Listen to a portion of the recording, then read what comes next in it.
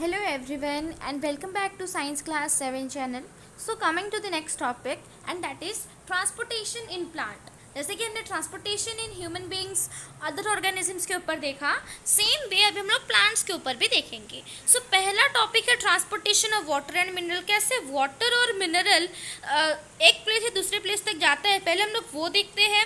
So the root of the plant absorb the essential mineral and water from the soil. ये तो आपको पता ही है कि जो रूट है वो क्या करता है, सॉइल में जितने भी मिनरल्स और वाटर, जितने भी एसेंशियल मिनरल्स और वाटर चाहिए वो सब सॉइल से रूट अब्जॉर्ब कर लेता है. किसके द्वारा अब्जॉर्ब करता है? Roots have hair like structure present on them. Roots में, ठीक है, ये मान लीजिए रूट्स है तो उसमें भी छोटे छोटे हेयर लाइक स्ट्रक्चर्स होते हैं. तो वही हेयर लाइक स्ट्रक्चर जो है वही हेल्प करता है रूट को अब्जॉर्ब करने के लिए वाटर और mineral. These hair increase the surface area of the root. ये क्या करता है, जितना रूट का स्पेस है उससे ज़्यादा, ये जो रूट का जो हेयर है ये क्या करता है, जितना भी रूट का नेचुरल स्पेस है उसको थोड़ा सा ज़्यादा बढ़ा देता है and hence allow more amount of absorption. ठीक है, ये क्या करता है, मान लीजिए ये रूट है, ठीक है, तो रूट में जो छोटे छोटे हेयर्स है वो क्या करते हैं, जितना स्पेस इनको चाहिए उससे ज़्यादा स्पेस ये रूट हेयर उनको प्रोवाइड कर देते हैं. इसलिए अगर ज़्यादा स्पेस होगा तो ज़्यादा वाटर और मिनरल चल जाएगा. ठीक है, तो समझ में आया रूट हेयर का क्या काम है. तो ये तो समझ में आ गया कि कैसे ट्रांसपोर्ट होता है वाटर और minerals through root and root hairs. अभी नेक्स्ट टॉपिक है हम लोग का, from the roots the water and minerals are transported to other part of the plant. ठीक है, जैसे ही रूट्स को चला गया वो सारे वाटर और मिनरल, वो रूट तो अपने पास नहीं दिखेगा, वो तो पूरा प्लांट को भी भेजेगा ना. तो वो प्लांट को किस तरह भेजेगा, through a special kind of tissue called vascular tissue. तो पहले मैं आपको टिश्यू का मीनिंग समझाते थे. बहुत सारे, a group of cell is used to do a specific function is called a tissue. ठीक है, बहुत सारे सेल्स मिलकर जो एक स्पेसिफिक फंक्शन करते हैं उस टिश्यू, उसको बोला जाता है टिश्यू. ठीक है, उसको बोला जाता है टिश्यू. तो ये जो वाटर और मिनरल्स ये रूट से different parts of the plant को ये कैसे जाता है, through a special kind of tissue.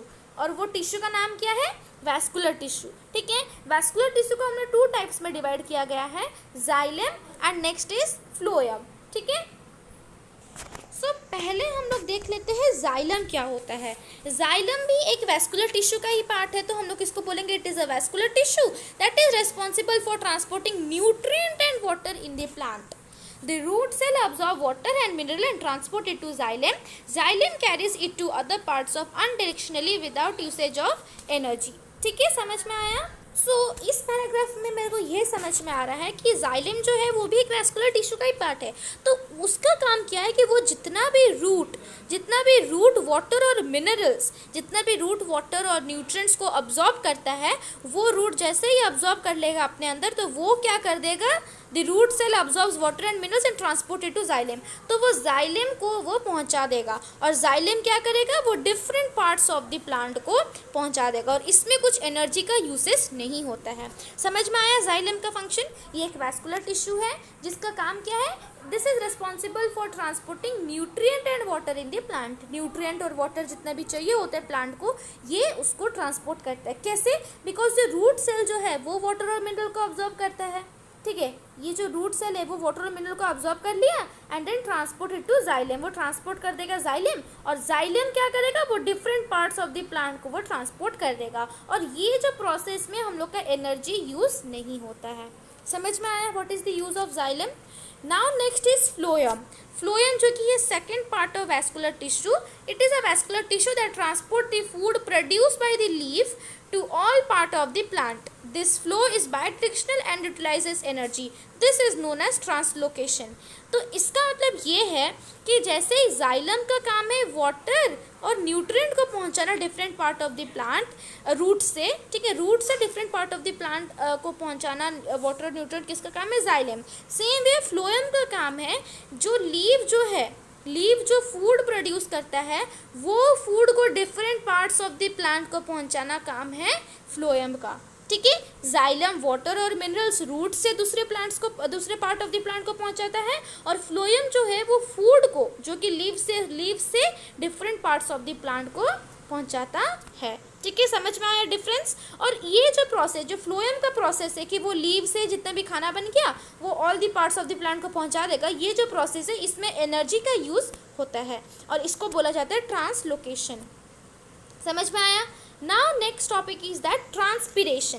Transpiration का मतलब का आपको थोड़ा बहुत पता होगा कि जो लॉस ऑफ एक्सेस वाटर, जब ज़्यादा वाटर हो जाए तो वो जब लॉस हो जाता है तो वो प्रोसेस को बोला जाता है ट्रांसपिरेशन। अभी उसको हम लोग डिटेल में पढ़ेंगे।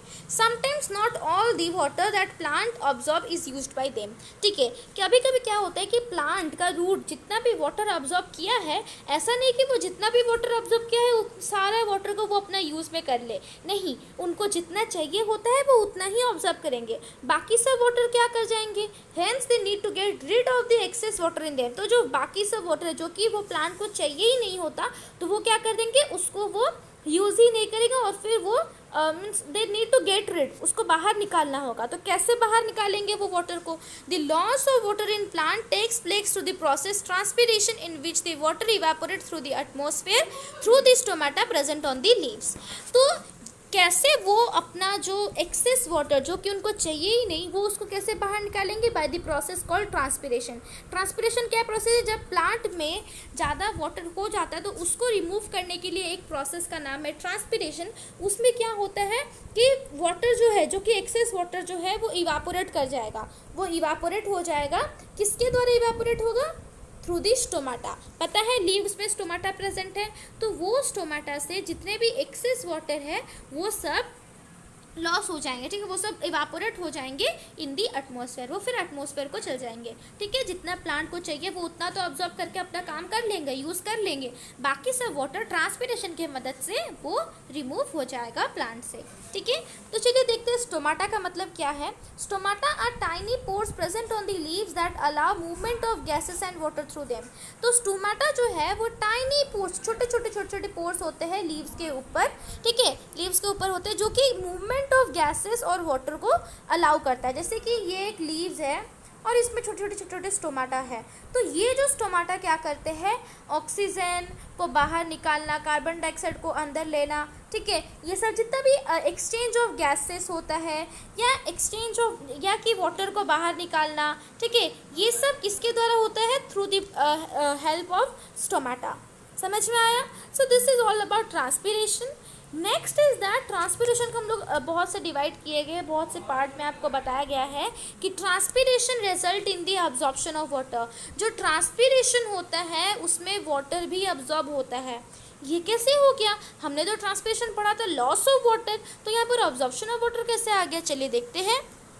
As the water from the leaf evaporate, it generates a suction pool in the plant that bring the water from the root upwards।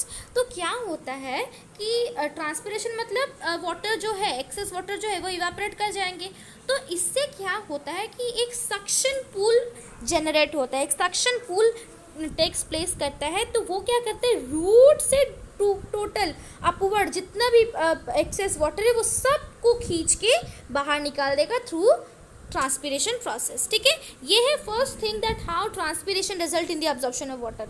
मतलब इसमें क्या होता है कि जैसे ही वाटर जो है लीव से इवापोरेट कर देता है तो इसमें एक सक्शन पूल काम करता है, जो कि जितना भी वाटर है रूट से, एक्सेस वाटर जितना भी रूट से लेकर जितना भी प्लांट्स तक जितने भी एक्सेस वाटर है वो सबको सक्शन पूल खींच के बाहर निकाल देता है। ठीक है, now next is that transpiration help in cooling down the plant. जैसे कि स्वेट जो हम लोग के बॉडी में अगर जैसे बाहर निकल जाता है तो वो हम लोग को थोड़ा सा कूल करता है हम लोग के बॉडी को। सेम वे प्लांट्स में जब ट्रांसपिरेशन प्रोसेस होता है तब वो क्या करता है, थोड़ा सा प्लांट को कूल करता है। कैसे? Let's see. As the water evaporate, जैसे ही वाटर इवेपोरेट कर जाएगा, जैसे ही वाटर भाप में चल जाएगा ऊपर, तो it utilises the heat of the plant, heat of the plant not it, ये गलत है, प्लांट होगा। ठीक है, तो जैसे ही वाटर इवापोरेट करता है तो वाटर क्या करता है, इवापोरेट करने के साथ साथ वो हीट जितना भी है प्लांट में, वो उसको अपने साथ ले जाता है and this result in cooling of the internal temperature of the plant.